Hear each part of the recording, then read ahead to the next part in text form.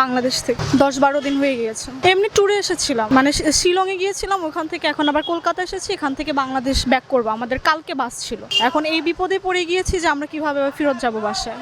না কোনোভাবেই, মানে বাংলাদেশের প্রত্যেকটা জায়গার সার্ভার ডাউন, সব বাংলাদেশ ব্যাংক নাকি হ্যাক হয়ে গিয়েছে, যেটুকু আমি শুনতে পারছি। আমাদের একটু আগে ফোন করে বলেছে যে আপনাদের টিকিট ক্যান্সেল হয়ে গেছে, আপনারা টাকা নিয়ে চলে যান। অবশ্যই আমরা সমর্থন করব, কেন করব না? কারণ আমাদের দাবি তো ন্যায্য দাবি। এই যে আমাদের যে কোটা সিস্টেম, এই কোটা সিস্টেমের কারণে হলো আমাদের যে আসল মেধাবী ছাত্ররা, তারা তো জব পাচ্ছে না। আর এই দাবিটা উঠানোর পরে সরকার আমাদের ভাইদের বোনদের বুকের উপর গুলি চালাচ্ছে। তো এটা কিসের স্বাধীন দেশ?